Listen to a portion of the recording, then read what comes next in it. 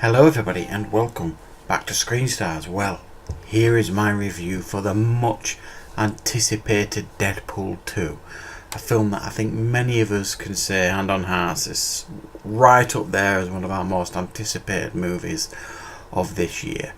Now, it goes without saying, the first Deadpool was, well, simply put, a breath of fresh air in the saturated market that is the superhero movie universe that we get. We get countless movies every year, superhero movies, and even though the vast majority of them are high quality and very, very entertaining, when at the time when the first Deadpool movie came out, we needed something fresh. We needed a curveball. The genre needed a jolt, a kick up the arse, and Deadpool certainly did that for the superhero genre. It genuinely was a breath of fresh air and just almost a work of genius, and just a superb movie. Now, it's very, very difficult under normal circumstances to do a sequel to anything.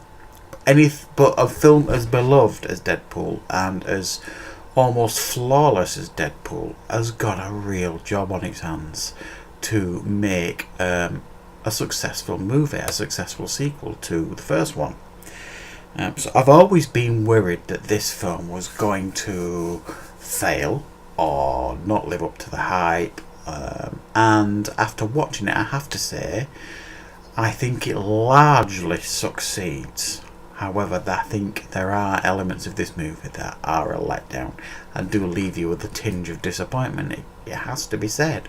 But like I say, it's almost impossible to up the ante from the first film, because the first film is almost flawless.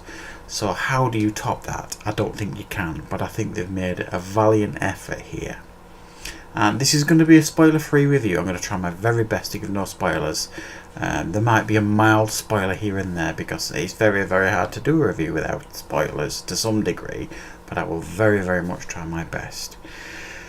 And this film, the second film, again focuses on Wade Wilson, Ryan Reynolds' character Deadpool, his relationships, and it's essentially him seeking for revenge and redemption, and he is trying to save the life of a young mutant called Russell, who is a chubby kid from New Zealand who's got these fiery powers, and he takes it upon himself, Deadpool, to try and save this kid, and as you could imagine, he does an absolutely piss poor job of it.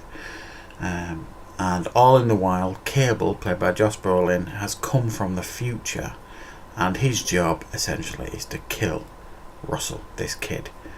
And we don't learn why initially, and Deadpool doesn't understand why. I think he thinks initially Cable's come for him. So Cable is hell bent on killing this kid, and Deadpool is hell bent on saving this kid. And as you could imagine, he makes a few mistakes along the way.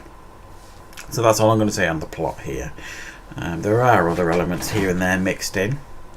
Now, like I say, this film I think it succeeds in a lot of ways. I think the humour is on point for the majority of the time.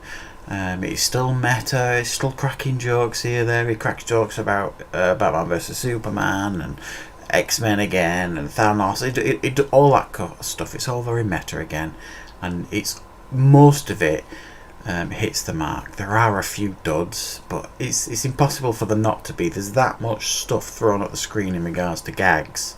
They can't all hit. It's impossible, and you could argue maybe they try too hard at times.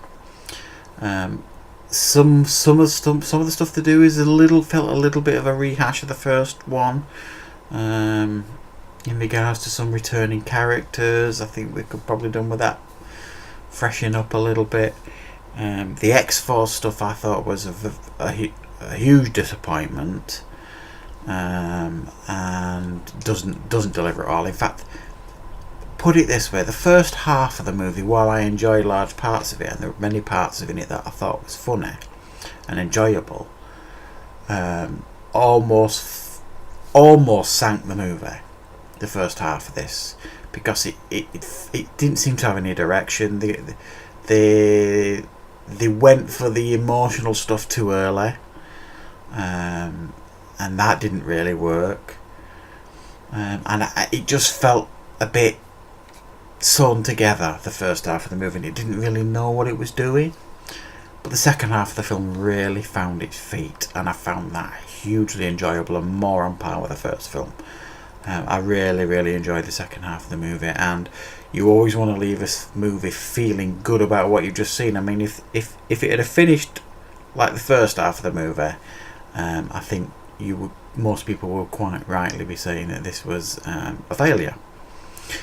There are some critics, from what I can watch and read, that seem to be fairly harsh on the movie or not loving it. I do get that to some degree, but I don't think this film deserves any hate. It's like I say, how can it follow up from the first one? It was always destined to fail in some degree, but I think the second half of this movie is really good, really enjoyable, and a lot of fun. I liked Domino, I liked her character. I thought Cable was pretty good for the majority of the movie.